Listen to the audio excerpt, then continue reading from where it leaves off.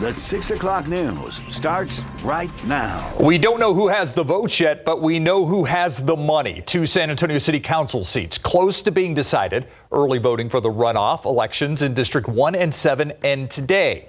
Runoff election day this Saturday. Garrett Berger talked to a political strategist about how he sees these races playing out, especially with how much cash some of the candidates are bringing in. Voter turnout is all but guaranteed to be lower than last month, even though it's Saturday's runoff results that will decide who sits in the District 1 and District 7 council seats. I think it's really important. Every vote counts. And every dollar the candidates can raise. The money's been flowing especially freely in the District 1 race. After Sukkor finished ahead of incumbent Mario Bravo in the election, the taps opened up, and she outraised him for the first time during the most recent reporting period. She's received nearly as much in contributions since the election as she did in the 6 months before it. Clearly, the momentum's behind her. It's a powerful endorsement for her campaign that she's been able to do it not only with votes, but also now with contributions. Political strategist Christian Archer says the money matters, but it's not everything. Look, in San Antonio, you can still win a race with Shoe Leather Express, and that is knocking on doors and talking to voters. I really do think that District 1 is going to be closer than it appears. Things are more lopsided in District 7, where Marina Alderete Gavito came close to winning outright last month. She was already the best-funded candidate in the race, and now that it's head-to-head with Dan Rossiter, she's still getting more than $5 for every one he is. This is Marina's first time running for office. It's almost like she's got the power of incumbency. The Alderete name in District 7 carries a lot of weight. But the weight that truly matters is the weight of the ballots with a candidate's name on them. Now, you've still got about 2 hours to make it out to the early voting centers. There's only a handful of them open in the city, but no worries if you can't make it.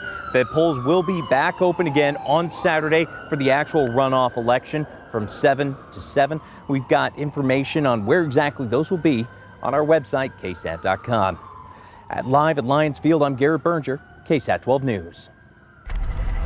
Thank you, Garrett. Developing right now, San Antonio police releasing the names of the 2 men who allegedly shot at police last night. 26-year-old Alton Green and 28-year-old DeAndre Ross behind bars facing charges of aggravated assault with a deadly weapon. Detectives not in uniform working for the Texas Anti-Gang Task Force say they came across a vehicle they believed was suspicious just before the shooting last night in the area near Dawson and Geevers on the east side. East patrol officers set up a perimeter and detained 2 of those suspects. Police are still searching for a third one. The third suspect is considered to be armed. He is considered to be dangerous. So if anyone sees someone in their yard or some suspicious activity in there, please let us know so we can go and see if we can get this third person. The detectives in the unmarked police unit were not injured. The vehicle was hit by the gunfire, though. Kind of looks like SAPD may know who they're looking for. The detectives did not fire back, by the way, and police did not give us a description of that third shooter. In just about 30 minutes, the Leon Valley City Council is meeting to talk about the possibility of a homeless ban. This proposed ordinance would not allow campsites or tents during overnight hours in public spaces or sleeping in a vehicle on a street for an extended period of time, among other things. The proposal has been met with some pushback by outreach organizations. Councilman Will Bradshaw says that taking a hands-off approach he believes ignores the problem, but he also wants to address this issue in a humane way. We're offering help to the homeless. There's shelters, Haven for Hope, etc., where they can go. I think the issue is a lot of them don't want help. They don't want to go anywhere. Our approach is to engage with people, connect them to different services, and we've seen people take that next step once there's a relationship and trust. Now, Bradshaw says they could make some changes to the proposed ordinance as it's currently written. A final vote is not expected on this evening. We wanted to know, though, how the ordinance would be enforced if it is passed. City leaders said that is still being determined. To Caldwell County now, where deputies are investigating a drowning there over the weekend. They say they responded to calls of a drowning on the San Marcos River Saturday evening at 5. First responders searched the area where the man was last seen and continued searching through the night. The man's body pulled from that river almost a day later. He has not been identified. Deputies believe the drowning was accidental. A capital murder case dating back to 2016 is still awaiting a trial date. DeAnthony Carter was charged with the robbery and murder of a convenience store clerk when he was 18. Erica Hernandez spoke with a defense attorney on the case and explains why it's taken so long to go to court. On June 7, 2016, almost 7 years ago to the day, 23-year-old Zachary Benavides was working at the Diamond Food Mart on Vance Jackson when two 18-year-olds walked in to rob the place. Benavides struggled with one of the teens and was shot 7 times, and a customer was hit once in the leg. Weeks later, Olanda Taylor and DeAnthony Carter were arrested and charged with capital murder. While Taylor has since taken a plea deal and is awaiting sentencing, Carter's case has seen many delays. Carter has had about 7 different defense attorneys withdraw from the case, and more recently, the case was transferred to a different district court. But I do believe that it's time for my client to get justice. It's been 7 years, and we're looking forward to a setting for trial. Eduardo Jimenez is Carter's current attorney, and today he asked the judge for another reset, as he has several pre-trial matters and motions that he filed. We were trying to argue to the court that these the affidavit for the warrant was improper, both procedurally and substantively. Therefore, any information that flows from this defective warrants should be suppressed. So will this case go to trial this year? If we don't get a trial this year, I think the DA might want to hear about that. This is a non-death capital murder case, so what that means is the death penalty is not on the table. So when Carter does go to trial, if he is found guilty, he would automatically be sentenced to life in prison without parole. At the Cadena Reeves Justice Center, Erica Hernandez, KSAT 12 News. The Department of Homeland Security releasing new figures that show a declining number of border encounters, a decline in border crossings that's being reported since the end of the pandemic-era rule known as Title 42. Our Jonathan Cotto speaks with government leaders and humanitarians to learn what the decline represents and what's next. The Department of Homeland Security is reporting a 70% decline in border crossings since the public health order Title 42 ended on May 11th. What it proves to me is that people want to come to the United States, but they want to do it the right way. Keber Rodriguez came to the U.S. from Venezuela and says border encounters are low because many migrants are choosing to gain entry into the U.S. legally. Ahorita, mayormente, las personas que están de aquel lado conocidos que tengo. He says right now the majority of migrants on the other side who he has contact with say they have not crossed by river or illegally because they are establishing themselves in Mexico while waiting for their court date to enter the U.S. through a legal process. While unlawful entries into the U.S. are on a decline. But that doesn't mean that detention centers are not overflowing. Doesn't mean that, that people on the other side are seeking refuge elsewhere in other tent cities. So they move, they're constantly moving. Although the number of border crossings are low, border communities continue to face challenges. I also visited with the mayor of Pearsall, and the mayor highlighted to me, once again, this is an area that's 100 miles from the border that the high-speed chases are happening regularly on a regular basis. While some migrants may be seeking a legal pathway into the U.S., Gonzalez says others are still being smuggled in. What you're seeing is thousands of people trying to get away and being smuggled over the border. Martinez says the situation at the border is quiet now, but things can always change. This is a perfect opportunity to have conversations, international conversations, to come up with solutions, because problems, we can saturate the narrative all day long. Real solutions comes at a time like this. Jonathan Cotto, KSAT 12 News. A Huntsville man is in jail accused of breaking into homes and stealing women's underwear. Officials say that Brandon George is accused of breaking into at least 3 apartments over the last 5 months and stealing underwear and other personal items. He's been arrested twice, and records show he's still in jail, and police believe there are more potential victims. Check out the weather right now as we go to live cam, and you can see things have settled down, it seems like, in the San Antonio area anyway, Adam. Yeah, and we had just under 0.2 of an inch of rain officially at the airport in town, but some other neighborhoods had higher amounts as usual. Where the heaviest rain sets up, that's where you get the highest accumulations. You look at the radar over the past hour, a lot of this activity coming to an end. The freshest storm right now, the youngest, Medina County, just north of Highway 90, and even spreading into Hondo now. This little downpour has popped up, and this is going to be very short-lived. I think if you're lucky here in Hondo, you could get a quick 1/4 of an inch out of this. We'll take a look at how much rain fell and where in just a little bit, along with a shift in our weather pattern and what it means for rain chances and temperatures coming right up. All right, thanks, Adam. Let's take a look at traffic out there right now. We're going to take you to the camera at I-35 at Maine. You can see the upper and the lower levels up on top. Traffic, it's moving, but slow going as it approaches both I-10 and the I-37 281 interchange there. No big traffic tie-ups or wrecks to tell you about right now. Still to come here at 6 o'clock, how one program is helping students graduate no matter what curveballs, what unexpected things life may throw at them. I want to give you a quick look at what we're working on for you on the Nightbeat. An issue we've been following in San Antonio: loose, sometimes dangerous dogs. Now, one pet owner says 2 dogs dumped in his neighborhood cost him his beloved cat. How Animal Care Services says it is responding to neighbors' calls for help. It's tonight on the Nightbeat. Many teen parents are forced to drop out of school to care for their children, but the Learn for Life Edgewood campus is trying to take that barrier away. A young mother told our Courtney Friedman how she made it through classes with her son by her side.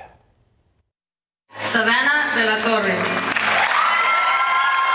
An emotional moment, not only for 20-year-old Savannah de la Torre and her 2-year-old son River, but the whole student body at Learn for Life Edgewood, a campus for struggling students in need of flexibility, some who are young parents. I got pregnant around COVID, so I didn't finish school, and I really wanted to finish school. Look at this one.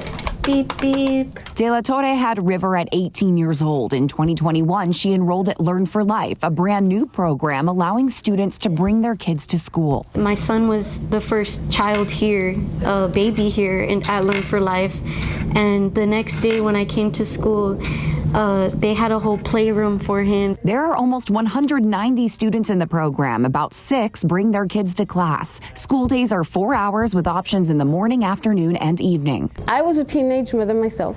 I was 15 when I started, and by the time I was 18, I had 3 children. Learn for Life teacher Mariana Esparza Padilla fell through the cracks as a child, and she's stopping that from happening to these kids. Miss Padilla, she helps me put him to sleep while I do my work, and he'll sleep for like 2 hours. Then he'll wake up and we'll play for a little bit. And the program is growing so fast. Over the summer, they're actually taking time to convert this big room into a playroom for the kids. I consider this my family and my home away from home. That's why De La Torre wanted Esparza Padilla right by her side Monday when she gave a graduation speech. Hello, my name is Savannah de la Torre.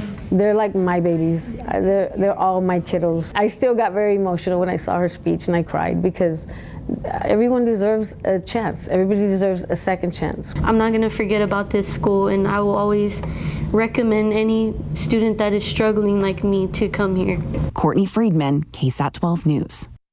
So what's next? De La Torre wants to go to college for business and become an entrepreneur. Learn for Life staff helps those students transition to higher education, even leading them to programs that can cover tuition. A link with more information on KSAT.com. All you have to do is follow this story. A big congratulations to Savannah. That's wonderful. Northeast ISD is making history by becoming the 2nd district in our area to sign a Space Act agreement with NASA. As part of this agreement, NASA will provide an on-site employee at Kruger Middle School and Roosevelt High School. This employee will incorporate NASA curriculum, experiences, and opportunities for those schools. Courses will focus on aerospace engineering, aviation technology, and computer science. All right, let's turn to the forecast now. Kind of seems like we're in this pattern where rain just falls and dumps in some places. It's kind of hit or miss, though. I'm loving it because I know there's going to come a time when the tap is going to be turned off, Adam. It's only a matter of time. in our neck of the woods when you get into summer and you dry out. And so this is the time of year where we need the rain. We had a good April. We had a good May. Start of June is looking pretty good. Let's get right to the radar. And there's not much left over on the radar, but I can actually go back in time here. Let me adjust this. Let's go back to the last, say, 3 hours. And you look at the progression of those showers and storms from the north to the south over the past 3 hours. And we had some downpours out there, and some of them, of course, hit downtown and other parts of San Antonio and really dumped a good amount of rain. We're talking over an inch in some spots. So let's take a look at it here. It's generally quiet. We talked about that shower over Hondo. And, authority radar showing it really falling apart here. Not much left to that. So let's talk about rainfall accumulations. 12-hour rainfall. This is just today. This does not take into account what we had yesterday. Wherever you see green on the screen, it means a minimum of ½ an inch. The darker green is when you get into an inch to an inch plus. So let's go to the south side. Along and south of Highway 90 here, downtown area all the way to basically Palo Alto College, McCollum High School, over an inch near Harlandale High School as well. Here, we'll pop up. Here we go. If you're in the neighborhood of Harlandale High School, 1.9 inches, right? Talk about hit or miss. I mean, hit there, but you go just a few miles away and it's significantly less. So let's do this. 1.9 inches. I just marked that. And now let's draw a ruler here. You get into the Lackland area. Oh, we'll say 7 miles away.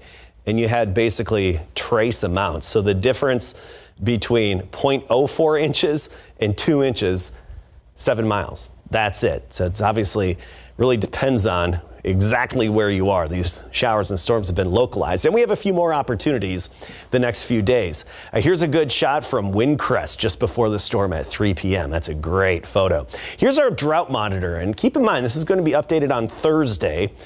I'm excited to bring you the changes because look how much rain we've had that's going to be taken into account into the next drought monitor. Tarpley 2 inches, Bernie nearly an inch, Blanco 0.88. So these areas where we have the extreme and exceptional drought, inch plus accumulations that'll go into consideration for the new drought monitor that's going to be issued on Thursday. So I'm excited to bring that to you and put another little dent in the drought. Here's the big picture. Across the state, just isolated little pop-up downpours. Good afternoon maintenance rain for those that are drought-free and just beneficial showers for those of us that are still in a drought. Now the upper level high, the big blue H, it's starting to throw a little portion of itself, a little ridge up toward us. It'll influence our weather, but it's really not going to have a huge impact over the next few days. We have to wait till this weekend, especially the end of the weekend into early next week. The big blue H, we're all familiar with it in the summer. Uh-oh, look, it's getting closer. Getting closer. By Tuesday, it's almost directly overhead. We do think that's going to warm us up a little bit and turn off the tap, as Steve mentioned. So 30% chance tomorrow afternoon and Thursday afternoon. 20% chance as we get into Friday and Saturday. We do think the coverage is going to be more limited in nature over the coming days, and then 0% Sunday into next week. 80 degrees out there right now. Temperatures falling into the upper 60s tomorrow morning. 68 degrees, 90 for the high temperature. That means 89 Hondo, 88 New Braunfels, Nixon at 89. But then we're 94 by Friday, 96 by next Monday, maybe even a bit warmer.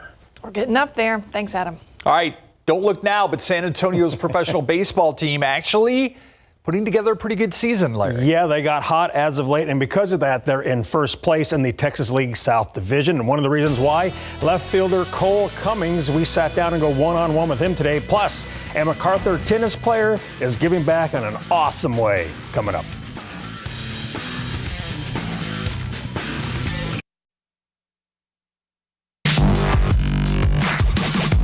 The #1 ranked student for the incoming senior class at MacArthur High School is busy starting something she hopes will continue for years to come. Senior tennis player Riley Marfiotto has started a tennis camp called Power Play. It's free for kids who are in 6th through 9th grade. This camp is centered on kids who may have never played tennis or otherwise never been able to participate in a tennis camp. This camp is being coached by Riley and her fellow tennis players from around the area. So one of the main parts of power play that I really wanted to touch is make sure that these kids get the experience that they may not have otherwise had. And a big part of tennis is the community around you.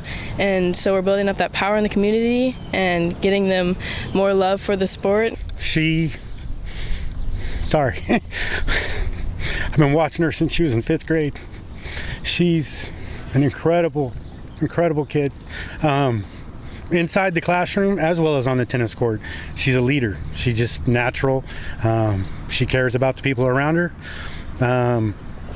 She always does her best to make everybody feel a part of something.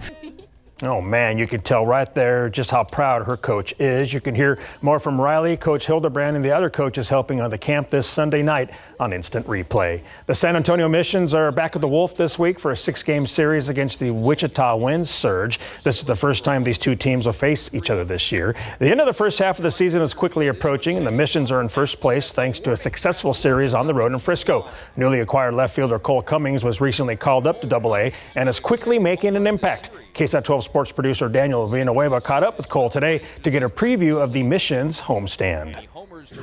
Allowing a hit. The pitch is drilled to deep right center field. Zavala going back to the warning track watching, and it's gone. With a lot of veteran guys in this lineup, guys that have some big league time, I get to comfortably hit in the 7-hole, it seems like, is where I find myself. So with that, there's not a lot of pressure. I'm getting a lot of good pitches to hit down in the 7 spot, and I'm just continuing to hunt fastballs and, just be on time. For the Missions, there's definitely a certain energy and culture here that, like, being from Southern California, I'm used to, but it's nice, and like it gets me back to kind of my roots, and I really enjoy the vibe out here. What have you seen from this team so far? Because it seems like they're gelling at the right time, taking over first place in the division. Let's talk about what you can bring to that and try to close out this first half of the season on a winning note. Yeah, so I mean, coming from my high A team, being with the older guys in the team, to now coming to AA and being with the younger guys, it's really nice that you got a lot of veteran leadership and guys that know how to do it and know what pro ball looks like. So for me personally, I'm in a good spot where I just get to go out there and play and compete and not have to worry about all the other factors, because I know I got guys in this locker room that hold the reins on that front. And then I think we're starting to swing it well, and we're obviously been pitching well all year. So seeing that all that come together, we're in a really good spot right now. Good luck against Wichita. Thanks. Larry, back to you.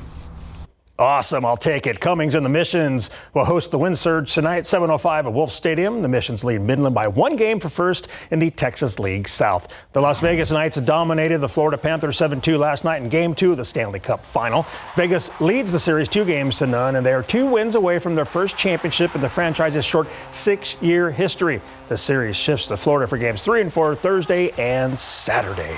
I like the Larry back to you thing. I love it too. Especially a California kid with the shades on. To a California He's got the vibe. He does have the vibe. Yeah. You, I don't know. No, I don't. He has the Larry, he you've does. got the vibe. You Thank are the vibe, Larry. Thank you. No matter what this guy says. We'll be right back. You are the vibe, Larry. It's a thing. It's a whole Okay, yeah. In today's KSAT Q&A, we are joined by San Antonio Mayor Ron Nirenberg, as we are so often on Tuesdays. And we have, Mayor, a big topic that we want to talk about, something that got a lot of people's attention over the weekend. What was just a violent weekend, a series of shootings in San Antonio. One of them, most notably at North Star Mall, Sunday afternoon. A man shot and killed inside a barber shop there at the mall. But that's not the only one that happened. So I want to get your thoughts on this, what seems to be an increase in violent crime in San Antonio. Are you having any conversations about what's going on here? We sure are. And in fact, obviously, and I think the chief has made some comments about this already, investigating the link between a couple of those shootings which appear to be targeted. In fact, all of the shootings that occurred appeared to be not random. And so that is underway right now. I will say, I just returned from a conference of mayors, and this is the topic of discussion in cities all across the country. One of the challenges here in Texas that's unique is the fact that we're also seeing a proliferation of guns. And so, in light of that, it is still boggles my mind that the legislature continues to make it easier for young people and people who are unstable, dangerous to access weapons and get weapons on our street. That appears to be obviously going in the wrong direction. But we're working on both sides of this issue in the city of San Antonio. We just got briefed on our hotspot initiative that has shown a marked decrease in where those interventions are taking place. Hotspot, making sure that the police resources are stepped up in the areas where we see crime. And so it's showing a decrease in crime, violent crime overall, but in particular, those hotspot areas. We're also going to be working towards the increase in our police officers on the street, another 100 officers, patrol officers in this coming budget.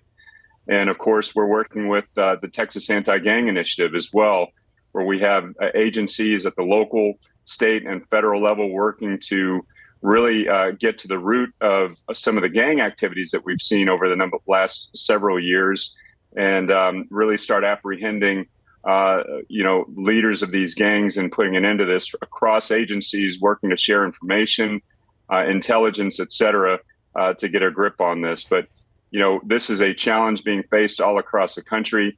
What's unique here in Texas and some other states as well is the legislature making it easier for these weapons to be all over our streets and getting in the wrong hands. I want to talk a little bit about, have you had conversations with the police chief and the district attorney? Because a lot of these, yes, they're targeted. I'm glad you added that context. But there are innocent people that are getting caught in the crossfire in some of these cases. I mean, we're very lucky with a mall on a Sunday that, more than one person wasn't shot in that whole thing. I mean, are you having these conversations to try to figure out from a multi-pronged attack here on what's happening?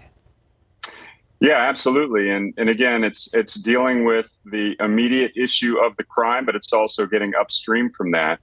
And so we are having those conversations. We're also making sure that we are sharing information with other law enforcement agencies and they with us to make sure that we're in the best position possible to prevent these crimes from happening in the first place and to really break the chain of retaliation that we often see in these targeted shootings.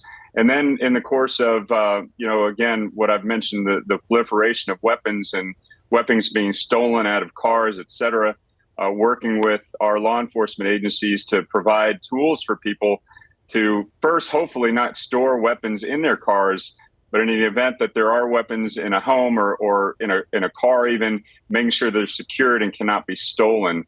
So again, we're working on all sides of the issue to really get a hold of this issue and bring a decrease in our crime rates. And I will say again, credit to our law enforcement agencies, the initial efforts on the hotspot initiative where we're shifting resources based on data where those crimes occur. We're seeing a marked decrease in violent crime in those areas where that intervention is occurring and a decrease in violent crime overall. I know that the police chief, when talking about these shootings being targeted yesterday, he did mention frustrations with some people being let out on bond and this being a recurring issue, pointing a lot towards the judicial side of things. But the police department itself, you mentioned this hotspot initiative. Do you think the department is doing what needs to be done to try to tackle this problem? I imagine that hotspot is part of that. Can you explain a little bit more what PD is doing to try to decrease violent crime? So there's a number of different things, and it's not just the police department, but as far as police department and law enforcement resources are concerned, we want to focus those resources where they are needed the most. And frankly, where we see increases in crime, we shift those resources. That's the genesis of this hotspot initiative, which is a three-phased effort that we're doing in conjunction with UTSA, providing some data analysis on where to shift those resources. We got our briefing on the initial results of that initiative last week at the City Council. So we've seen, again, marked decrease in violent crime in those areas where those interventions are occurring and a decrease in crime overall in the city.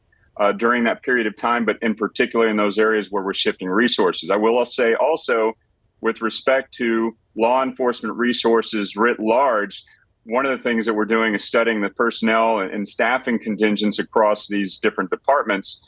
And we are going to be really increasing patrol resources in our police department starting this year with another 100 officers being hired into the department. And then over the course of the next 3 to 5 years, another couple hundred or more. And I just was also corresponding with some of our congressional representatives, Congressman Gonzalez, advocating on our behalf for some Department of Justice grants so that we can continue to provide the resources necessary to keep crime under control and to return the trend on what has been a national rise in violent crime across the country. Mayor, we've run out of time. Obviously, a lot of topics to get to talk about with you, but violent crime is certainly one that affects everybody, and everyone has an interest in finding out what the city's doing about that. So thanks so much for sharing your thoughts with us, and we'll be seeing you next week, hopefully. Thanks so much, y'all. Have a good night. Thanks, Mayor. We'll be right back.